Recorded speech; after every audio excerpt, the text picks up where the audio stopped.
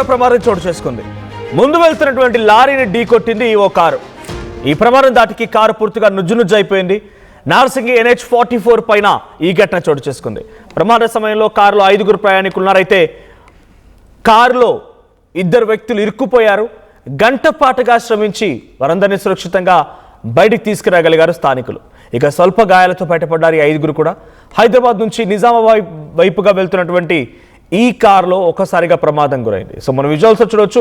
ముందు ఒక DCM వెళ్తోంది. DCMని వెనకాల నుంచి ఓ కారు వచ్చి ఢీ కొట్టింది. సో అటు ముందుగా ఉన్నటువంటి DCM బోల్తా కొట్టింది, వెనకాల కారు కూడా. నిజంగా అది కారు విజువల్ చూస్తూ ఉంటే స్క్రాప్కు కూడా ఉపయోగపడేదేమో. క్రెటా కార్ అది. ఆ కారు పూర్తిగా నుజ్జునుజ్జు అయిపోయింది. కనీసం కారు అనే ఆనవాళ్ళు కూడా లేవు.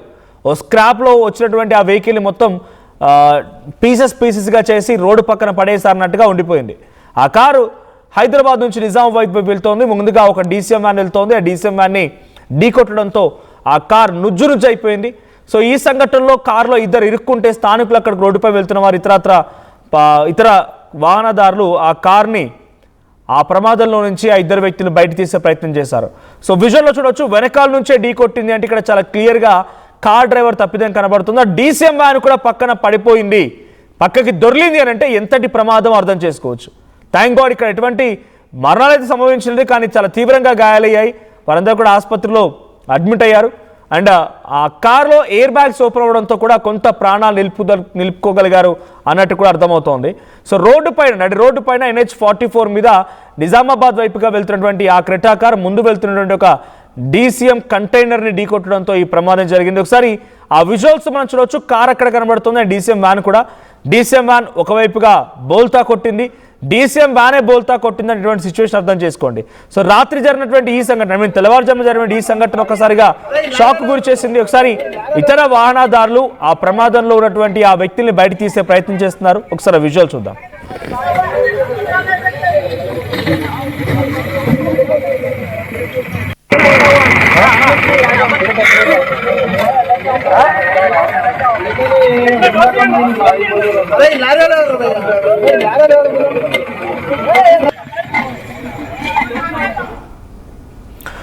రైట్, ఆ విజువల్ మనం చూడొచ్చు. కారు మొత్తం నుజ్జునుజ్జు అయిపోయిన తర్వాత కారులో ఇరుక్కున్నటువంటి ఓ 2 ప్రయాణికుల్ని వెలికి తీసేందుకు అక్కడ ఉన్నటువంటి ఇతర వాహనదారులు అక్కడికి వచ్చి వాళ్ళని 2 గంటల పాటుగా శ్రమించి బయటికి తీయాల్సి వచ్చింది.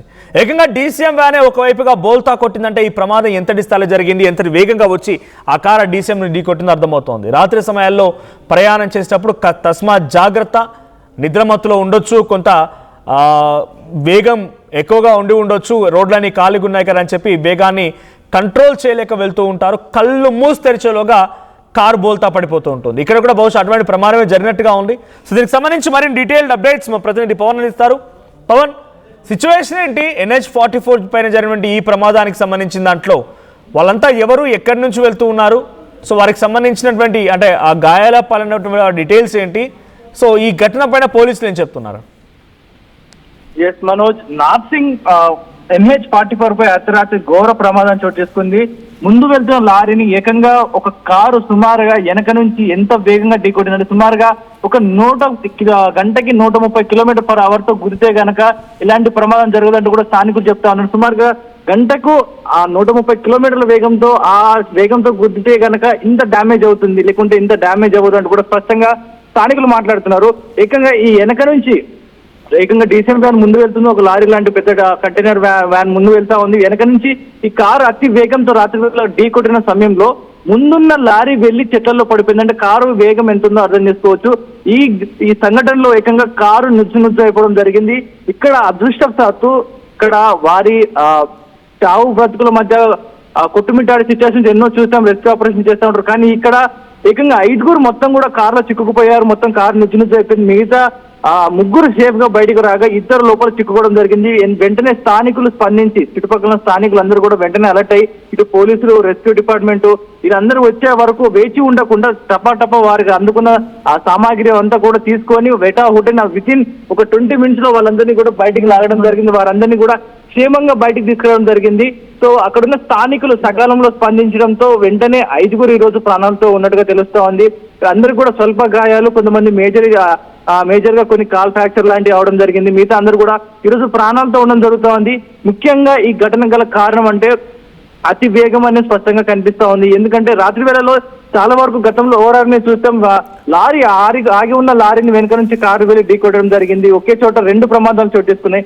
ఇప్పుడు హైవేలపై ఇప్పుడు వరుస వేసవి సెలవులు కావడంతో అందరూ కూడా ఇటు ఊర్లో ప్రయాణాలు పడుతూ ఉంటారు, లాంగ్ జర్నీలు, ఇటు తీర్థయాత్రలకు వెళ్తూ ఉంటారు. ఈ ప్రమాదాలు కాస్త డ్రైవర్లు 2-3 డ్రైవింగ్ వచ్చిన వాళ్ళని కారులో ఉండండి, ఒక్కరే అప్ అండ్ డౌన్ తోలాలంటే నిద్ర సరిపోక ఒక్క క్షణం కన్ను మూసినా కూడా ఏమరపాటుకున్నా కూడా ఈ ప్రమాదం జరిగే అవకాశం ఉన్న నేపథ్యంలో అందరూ కూడా జాగ్రత్తలు తీసుకొని డ్రైవింగ్ అంటూ కూడా పోలీసులు పదే చెప్తా ఉన్నారు. ఇటు హైదరాబాద్ నుంచి నిజామాబాద్ వైపు వెళ్తుండగా ఈ ప్రమాదం చోటు చేసుకోవడం జరిగింది. ఇటు వారి బంధువుల ఇంటికి ఒక కార్యక్రమం మీద ఊరికి వెళ్తుండగా ఈ ప్రమాదం జరిగినట్టుగా తెలుస్తా ఉంది. మొత్తానికి వారి కుటుంబీకుల ఆశిష్టిలో మరి ఇంకేదైనా దేవుడి నిర్ణయమో కానీ అందరూ కూడా ఈ రోజు ప్రాణాలతో ఉన్నారు. ఇటు లారీ డ్రైవర్ కూడా సురక్షితంగా ఉన్నాడు. కానీ ఇటు లారీ కావచ్చు, ఇటు కారు కొంత మేరకు ఆస్తి నష్టమే కానీ ఈ రోజు ప్రాణాలతో ఉండడం జరుగుతూ ఉంది. మరి నిజంగా ఆ కారు ఎంత వేగంతో వెళ్ళి ఉంటుంది, నిజంగా ఎవరైనా డ్రైవర్ మధ్య మత్తులో ఉన్నాడా, లేదా నిజంగా నిద్ర మత్తులో ఉన్నాడా, లేదా ఇంకేదైనా కారణాలు జరిగి ఉండొచ్చా, లేకపోతే రోడ్డు పైకి ఏదైనా సడన్ గా ఏదైనా అడ్డు వస్తే కంట్రోల్ చేయలేక అతి వేగంతో ముందున్న లారీని గుద్దాడు. దీనిపై ఇలా పలు అంశాలపై పోలీసులు అయితే కేసు నమోదు చేసుకుని విచారణ చేపడతా ఉన్నారు. మనోజ్, రైట్, ఈ ఇన్సిడెంట్ లో వారంతా ఎక్కడి నుంచి వెళ్తున్నారు, వారికి సంబంధించిన డీటెయిల్స్ ఏమైనా తెలుస్తున్నాయా? ప్రస్తుతానికి వీరందరూ కూడా హైదరాబాద్ నుంచి నిజామాబాద్ వైపుగా వెళ్తున్నట్టుగా తెలుస్తోంది.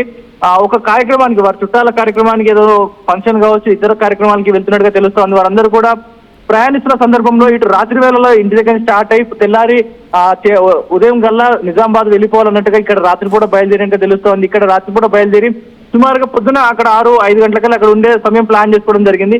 ఈ క్రమంలో ఇటు డ్రైవర్ నిద్రమత్తా, లేకపోతే అతి వేగమా, లేకపోతే రహదారి మధ్యలోకి ఏదైనా సునకాలు అడ్డు రావడంతో ఏదైనా కారు తప్పించబోయి ఏదైనా ప్రమాదం జరిగిందా, ఇలా పలు అంశాలు దీనికి కారణమే ఉండొచ్చు. దీనిపై కూడా పోలీసులు దర్యాప్తు చేస్తా ఉన్నారు. ఏకంగా 5 అంత కారు నుజ్జు అయిపోయినా, మొత్తం అంత డ్యామేజ్ అయినా కూడా ఈ రోజు ప్రాణాలతో సేఫ్ గా బయటపడ్డారు. స్వల్ప గాయాలతో అందరూ కూడా దీన్ని ప్రశంసిస్తా ఉన్నారు. అక్కడ నిజంగా హీరోస్ అంటూ చెప్పుకోవాలని కూడా అక్కడ ఉన్న స్థానికులు సకాలంలో స్పందించి ఏ పోలీసుల కోసమో లేదా రెస్క్యూ డిపార్ట్మెంట్ వీళ్ళందరూ వచ్చి కాపాడే వరకు వేచి ఉండకుండా హుటాహుటిన వారిని సేవ్ చేయడంతో, అంటే లోపల చిక్కుపోయి ఉంటారు, బ్లీడింగ్ అవుతా ఉంటుంది, ఆ కాళ్ళు కావచ్చు, ఆ లోపల లంగ్స్ లోకి అంత స్టీరింగ్ ఇరుక్కొని ఉంటుంది. సకాలంలో స్పందించి వారందరినీ బయటకు తీయడంతో ఈ రోజు ప్రాణాలతో ఉన్నట్టుగా తెలుస్తోంది. వారందరినీ కూడా స్థానిక పోలీసులు కూడా ఆ స్థానికుల్ని, ఆ గ్రామస్తుని కూడా అప్రిషియేట్ చేస్తున్నట్టు తెలుస్తోంది. Manoj, right, thank you Pavan. So మొత్తంగా హైదరాబాద్ నుంచి నిజామాబాద్ వెళ్తున్నటువంటి క్రెటా కార్ NH44 నార్సింగ్ దగ్గర ఒక్కసారిగా అటు ముందుగా వెళ్తున్న DCM వ్యాన్ని ఢీకొట్టింది. ఈ భయంకరమైనటువంటి యాక్సిడెంట్లో కారు పూర్తిగా నుజ్జు అయిపోయింది. కారుకి సంబంధించి విజువల్స్ మనం చూస్తున్నాం. కారు అంతా పూర్తిగా నుజ్జు అయిపోయిన దృశ్యాలు కనబడుతున్నాయి.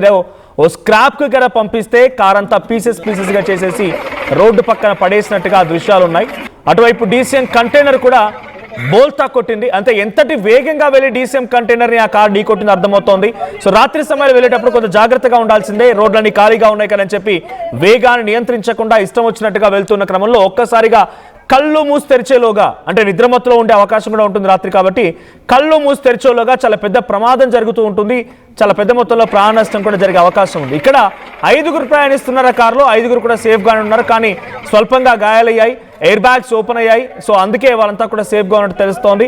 అయితే అక్కడ కారు లోపల ఇరుక్కున్న వారిని బయటకు తీయడం కోసం స్థానికులు సుమారుగా ఇతర వాహనదారులు 2 గంటల పాటుగా శ్రమించాల్సి వచ్చింది. ఒకసారి ఆ సహాయక చర్యలకు సంబంధించి విజువల్ చూద్దాం. అట్ ది సేమ్ టైం దయచేసి స్పీడ్ని నియంత్రించండి, రాత్రి సమయంలో కారుని కొంత కంట్రోల్ చేసుకునే ప్రయత్నం చేయండి.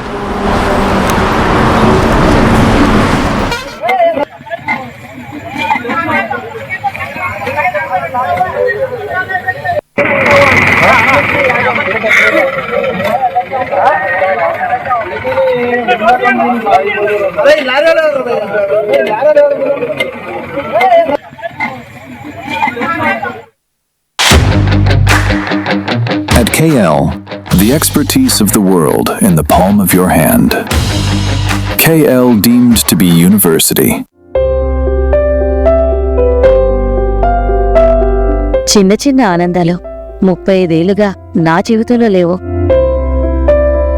35 ఏళ్లుగా నేను డైపర్లలో బ్రతికాను.